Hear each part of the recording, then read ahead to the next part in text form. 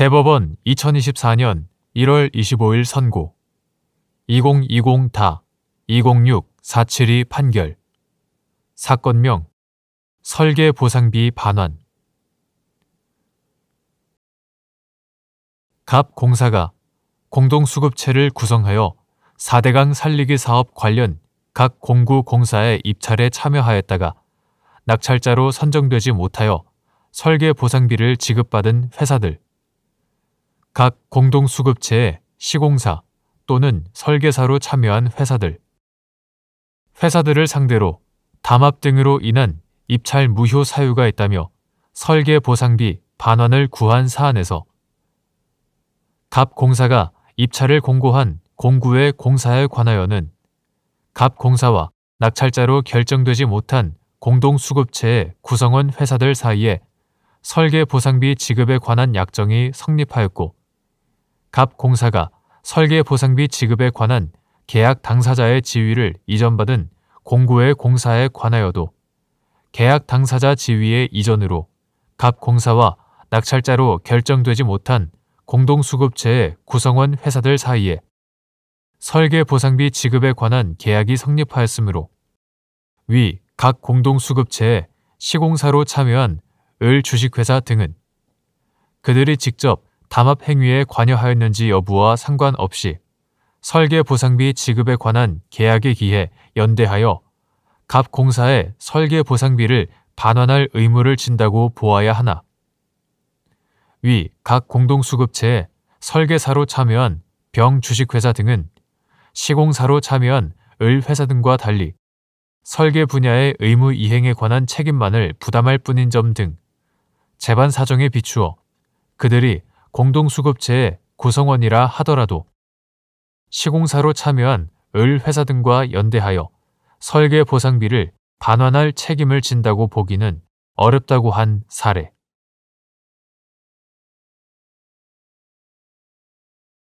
대법원 2024년 1월 25일 선고 2022-215-784 판결 사건명 임금 1. 평균 임금 산정의 기초가 되는 임금 총액에 포함되는 금품의 범위 및 퇴직금 중간 정산 당시를 기준으로 지급 사유의 발생이 확정되지 아니한 금품을 평균 임금에 포함하여 중간 정산 퇴직금을 산정할 수 있는지 여부 원칙적 소극 평균 임금 산정의 기초가 되는 임금 총액에는 사용자가 근로의 대상으로 근로자에게 지급하는 일체의 금품으로서 근로자에게 계속적, 정기적으로 지급되고 그 지급에 관하여 단체 협약, 취업 규칙 등에 의하여 사용자에게 지급 의무가 지워져 있으면 명칭 여하를 불문하고 모두 포함되고 근로자가 현실적으로 지급받은 금액뿐 아니라 평균 임금을 산정하여야 할 사유가 발생한 때를 기준으로 사용자가 지급 의무를 부담하는 금액도 포함되나 지급 사유의 발생이 확정되지 아니한 금품은 포함되지 않는다. 따라서 단체 협약이나 취업 규칙 등으로 달리 정하지 않는 한 퇴직금 중간 정산 당시를 기준으로 지급 사유의 발생이 확정되지 아니한 금품을 평균 임금에 포함하여 중간 정산 퇴직금을 산정할 수는 없다. 2. 갑 주식회사의 근로자로서 중간 정산 퇴직금을 받은 을 등이 중간 정산이 이루어진 연도에 대한 근로의 대가로 다음 해 주어지는 연차 휴가 수당이 평균 임금을 산정할 때 포함되어야 한다고 주장하며 갑 회사를 상대로 미지급 퇴직금의 지급을 구한 사안에서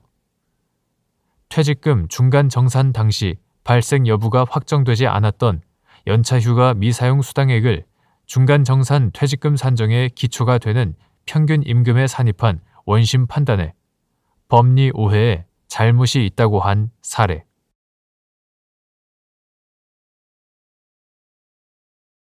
대법원 2024년 1월 25일 선고 2022-229-615 판결 사건명 위약벌 청구의 소 대부업자가 대부계약의 채무자 외의 자와 별도로 체결한 약정에 따라 지급받기로 한 금전, 기타 대체물이 대부업자와 채무자 사이의 대부계약에 따른 금전대차와 관련된 것으로서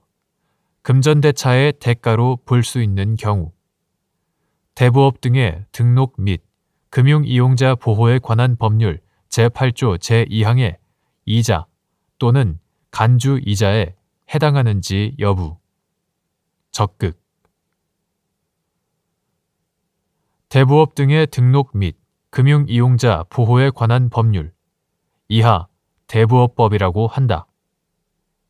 대부업법 제15조 제2항에 의하여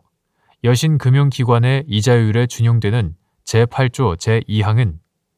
사례금, 할인금, 수수료, 공제금, 연체이자, 채당금 등 그 명칭이 무엇이든 대부와 관련하여 대부업자가 받는 것은 모두 이자로 본다라고 규정하고 있을 뿐 그 제공자를 채무자로 한정하고 있지 않다. 또한 위 규정의 취지는 대부업자가 대부업법에 따른 이자 외에 사례금, 할인금, 수수료, 공제금, 연체이자, 선이자 등의 명목으로 금전을 징수하는 등 위 법을 잠탈하기 위한 수단으로 사용하는 탈법 행위를 방지하는 데 있으므로 명목 여하를 불문하고 대부업자와 채무자 사이의 금전대차와 관련된 것으로서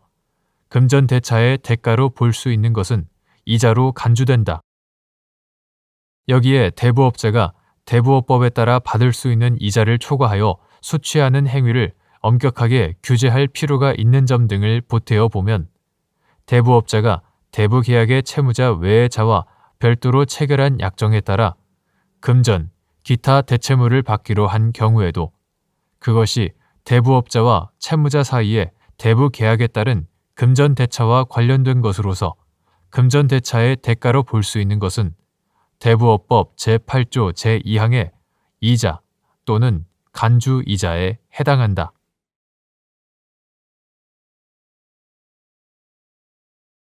대법원 2024년 1월 25일 선고 2023-275-998 판결 사건명 임금 근로기준법 제11조 제1항에서 정한 상시 5명 이상의 근로자를 사용하는 사업 또는 사업장의 의미 근로기준법이나 근로계약 등에 따라 휴일로 보장되는 근로 의무가 없는 날에 실제 근무하지 않은 근로자가 상시 사용하는 근로자 수를 산정하는 기준이 되는 근로기준법 시행령 제7조의 2, 제1항에 산정 기간 동안 사용한 근로자의 연 인원 및 같은 조 제2항 각 호에 일별 근로자 수에 포함되는지 여부. 소극. 근로기준법 제11조 제1항에 상시 5명 이상의 근로자를 사용하는 사업 또는 사업장이라 함은 상시 근무하는 근로자의 수가 5명 이상인 사업 또는 사업장이 아니라 사용하는 근로자의 수가 상시 5명 이상인 사업 또는 사업장을 뜻하는 것이고 이 경우 상시란 상태를 의미하므로 근로자의 수가 때때로 5인 미만이 되는 경우가 있어도 사회통념에 의하여 객관적으로 판단하여 상태적으로 5인 이상이 되는 경우에는 이에 해당한다. 이러한 취지에 비추어 보면 주휴일은 근로기준법 제55조 제1항에 따라 주 1회 이상 휴일로 보장되는 근로 의무가 없는 날이므로 주휴일에 실제 근무하지 않은 근로자는 근로기준법 제11조 제3항에 상시 사용하는 근로자 수를 산정하는 기준이 되는 같은 법 시행령 제7조의 2, 제1항에 산정 기간 동안 사용한 근로자의 연 인원 및 같은 조 제2항 각 호에 일별 근로자 수에 포함하여서는 아니 된다. 이때 매월 또는 매주 휴무일이 발생하는 일자나 요일이 특정되어 있고 휴무일 수가 일정한 경우뿐만 아니라 근로자들이 매월 또는 매주를 주기로 순환하여 휴무일을 가짐에 따라 휴무일이 발생하는 일자나 요일 및 휴무일수가 변동되는 경우에도 마찬가지로 근로기준법이나 근로계약 등에 따라 휴일로 보장되는 근로 의무가 없는 날에 실제 근로자가 근무하지 않았다면 산정 기간 동안 사용한 근로자의 연 인원 및 일별 근로자 수에 포함되지 아니한다.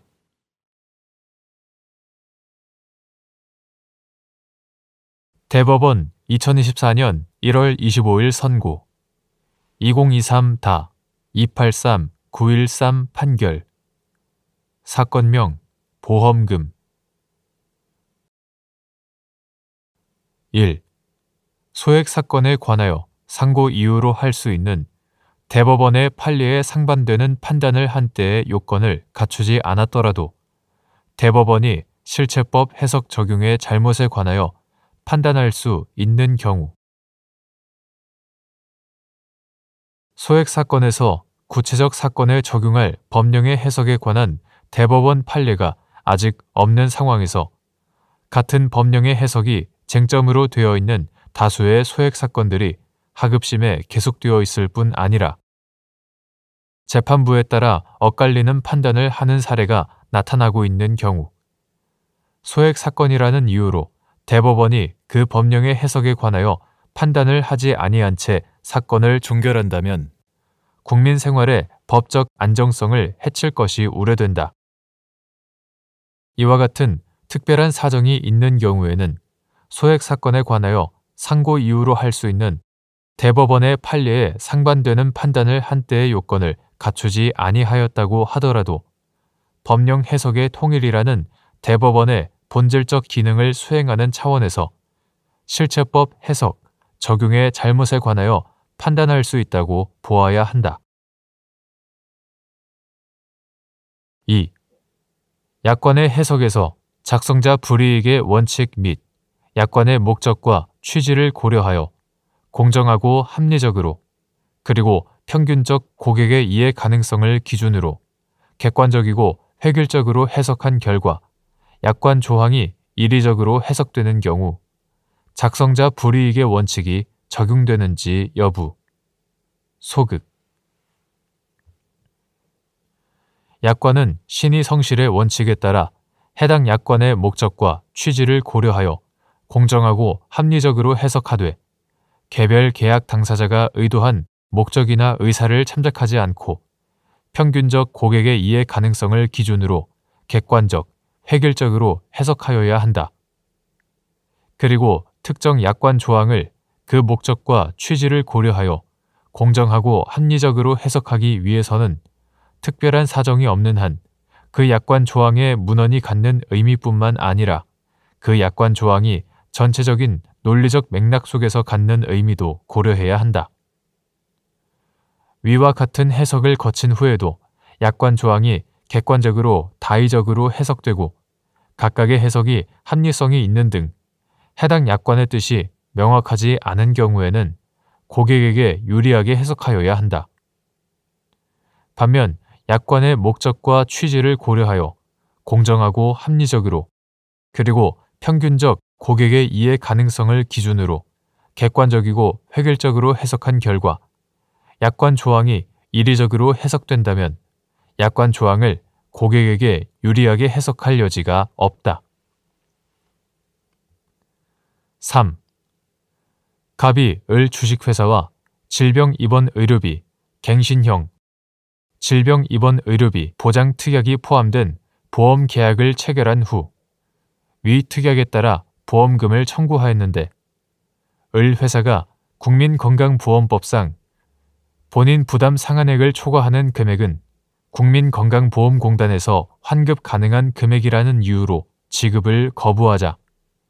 갑이 을 회사를 상대로 본인 부담 상한액을 초과하는 금액까지 포함하여 보험금의 지급을 구한 사안에서 본인 부담 상한액을 초과하여 국민건강보험공단으로부터 환급받은 부분은 위 특약의 보상 대상이라고 할 수 없다고 한 사례. 4. 상고 이유서에 원심 판결의 법령 위반에 관한 구체적이고 명시적인 이유를 기재하지 않은 경우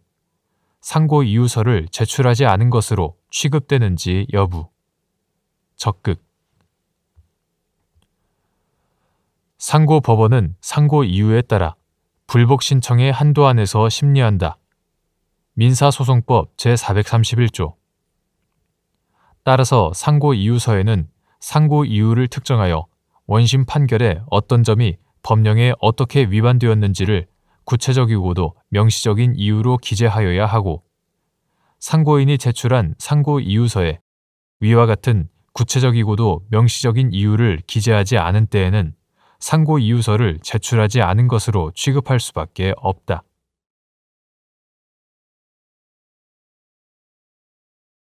대법원 2024년 1월 25일자 2023마 7238 결정. 사건명 소송 비용액 확정. 가처분 사건 및 이에 대한 가처분 이의 사건은 모두 하나의 심급 단위로 보아 소송 비용에 산입되는 변호사의 보수를 산정하여야 하는지 여부. 적극. 변호사 보수의 소송 비용 산입에 관한 규칙 제3조 제1항은 소송 비용에 산입되는 변호사의 보수는 당사자가 보수 계약에 의하여 지급한 또는 지급할 보수액의 범위 내에서 각 심급 단위로 소송 목적의 값에 따라 별표의 기준에 의하여 산정한다라고 규정하고 있고, 보전 처분의 신청을 대리한 소송 대리인은 보전 처분에 대한 이의가 있는 경우에 이의 소송에서도 소송 대리권이 있는 것으로 해석되며, 가처분에 대한 이의는 같은 심급의 불복 신청으로서 다시 가처분 신청의 당부를 심리, 판단하여 달라는 신청이므로 가처분 사건 및 이에 대한 가처분 이의 사건은 모두 하나의 심급 단위로 보아 소송 비용에 산입되는 변호사의 보수를 산정하여야 한다.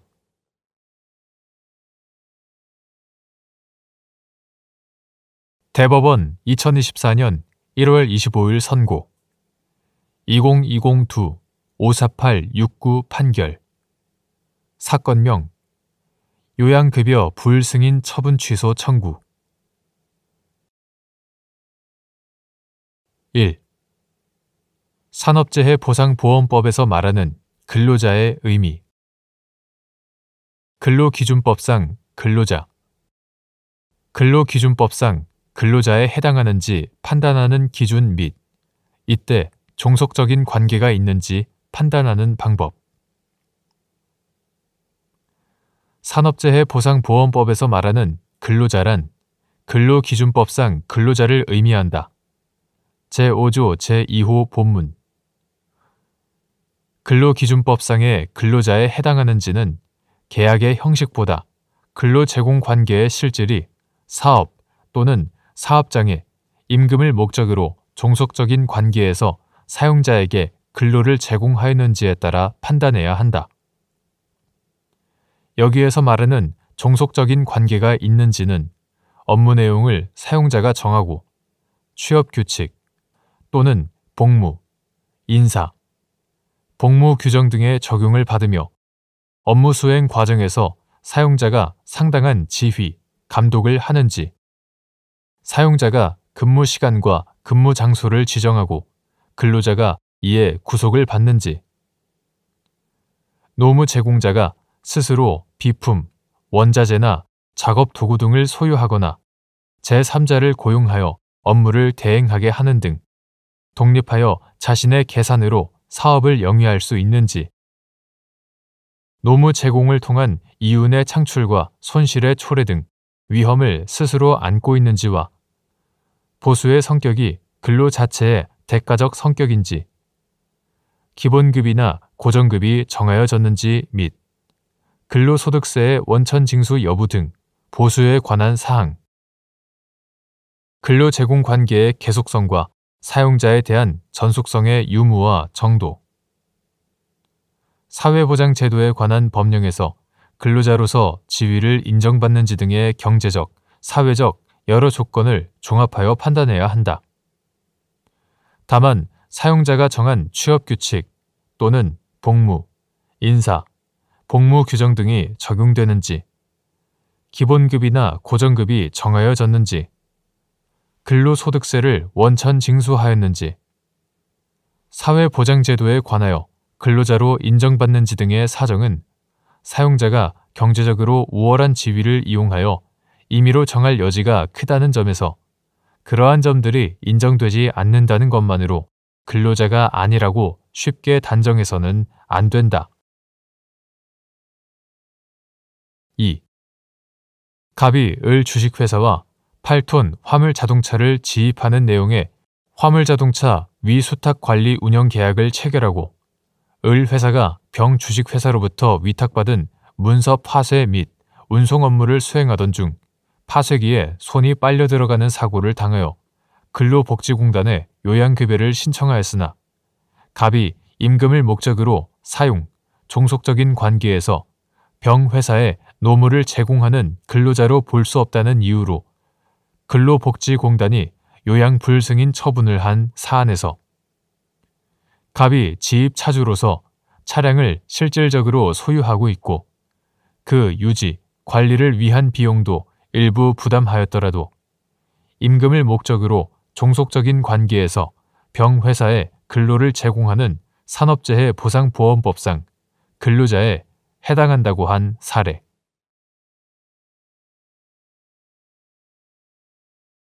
대법원 2024년 1월 25일 선고 2021-2-46940 판결 사건명 법인세 부과처분 취소 외국 법인의 거주지국에서 발생하여 우리나라에 소재한 외국 법인의 고정사업장에 귀속된 소득으로서 거주지국과 체결한 조세조약의 해석상 그 소득에 대하여 우리나라가 먼저 과세권을 행사할 수 있고 그에 따른 이중과세 조정은 거주지국에서 이루어지게 되는 경우 그 소득에 대하여 거주지국에 납부한 세액이 구 법인세법 제97조 제1항, 제57조 제1항 제1호에 따른 외국 납부 세액 공제 대상에 해당하는지 여부 소극 대한민국 정부와 중화인민공화국 정부 간의 소득에 대한 조세의 이중과세 회피와 탈세 방지를 위한 협정 이하 한중조세조약이라 한다. 한중조세조약 제7조 제1항, 제11조, 제22조 제2항, 제23조 제2항의 문헌 및 체계 등에 의하면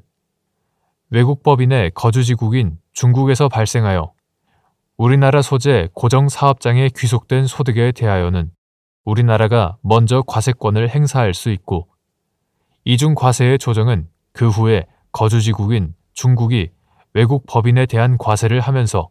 우리나라에 납부한 세액에 대하여 세액공제를 하는 등의 방법으로 이루어지게 된다. 나아가 이와 같은 한중 조세조약 규정들에 따른 결과를 같은 조약 제24조 제2항의 무차별 원칙 위반으로 볼 수도 없다. 그런데 구 법인세법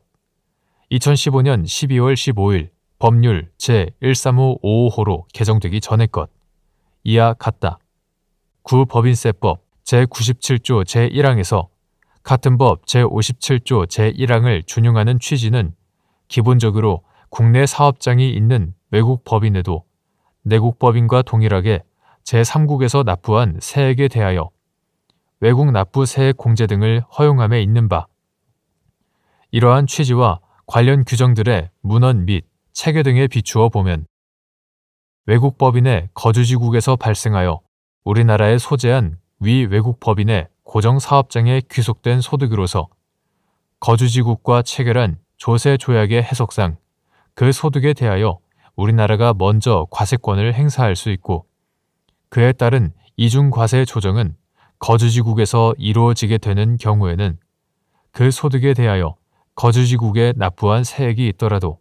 그 세액이 구 법인세법 제97조 제1항, 제57조 제1항 제1호에 따른 외국 납부 세액 공제 대상에 해당한다고 볼 수는 없다.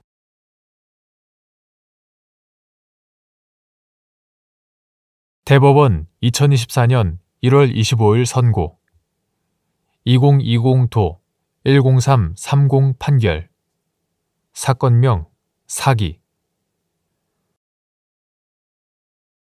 소송사기죄 적용의 엄격성 및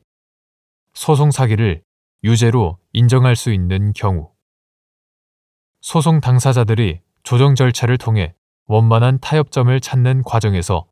다소간의 허위나 과장이 섞인 언행을 한 경우 이러한 언행이 사기죄에서 말하는 기망행위에 해당하는지 여부 한정 소극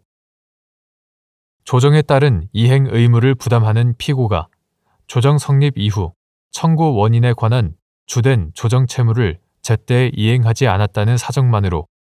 원고에게 신의칙상 주의 의무를 다하지 아니하였다거나 조정 성립과 상당 인과관계에 있는 손해가 발생하였다고 단정할 수 있는지 여부 소극 소송사기는 법원을 속여 자기에게 유리한 판결을 얻음으로써 상대방의 재물 또는 재산상 이익을 취득하는 범죄로서 이를 쉽사리 유죄로 인정하게 되면 누구든지 자기에게 유리한 주장을 하고 소송을 통하여 권리구제를 받을 수 있는 민사재판 제도의 위축을 가져올 수밖에 없다. 이러한 위험성은 당사자 간 합의에 의하여 소송 절차를 원만하게 마무리하는 민사조정에서도 마찬가지로 존재한다. 따라서 피고인이 범행을 인정한 경우 외에는 소송 절차나 조정 절차에서 행한 주장이 사실과 다름이 객관적으로 명백하고 피고인이 그 주장이 명백히 거짓인 것을 인식하였거나 증거를 조작하려고 하였음이 인정되는 때와 같이 범죄가 성립하는 것이 명백한 경우가 아니면 이를 유죄로 인정하여서는 안 된다. 소송 당사자들은 조정 절차를 통해 원만한 타협점을 찾는 과정에서 자신에게 유리한 결과를 얻기 위하여 노력하고 그 과정에서 다소간의 허위나 과장이 섞인 언행을 하는 경우도 있다. 이러한 언행이 일반 거래 관행과 신의칙에 비추어 허용될 수 있는 범위 내라면 사기죄에서 말하는 기망행위에 해당한다고 볼 수는 없다. 통상의 조정 절차에서는 조정 채무 불이행에 대한 제재 수단뿐만 아니라 소송 비용의 처리 문제나 청구 취지에 포함되지 않은 다른 잠재적 분쟁에 관한 합의 내용도 포함될 수 있고 소송 절차를 단축시켜 집행 권한을 신속히 확보하기 위한 목적에서 조정이 성립되는 경우도 있다. 소송 당사자가 조정에 합의한 것은 이러한 부수적 사정에 따른 이해득실을 모두 고려한 이성적 판단의 결과로 보아야 하고 변호사 등 소송 대리인이 조정 절차에 참여하여 조정이 성립한 경우에는 더욱 그러하다. 따라서 조정에 따른 이행 의무를 부담하는 피고가 조정 성립 이후 청구 원인에 관한 주된 조정 채무를 제때 이행하지 않았다는 사정만으로 원고에게 신의칙상 주의 의무를 다하지 아니하였다거나 조정 성립과 상당 인과관계에 있는 손해가 발생하였다고 쉽사리 단정하여서는 아니 된다.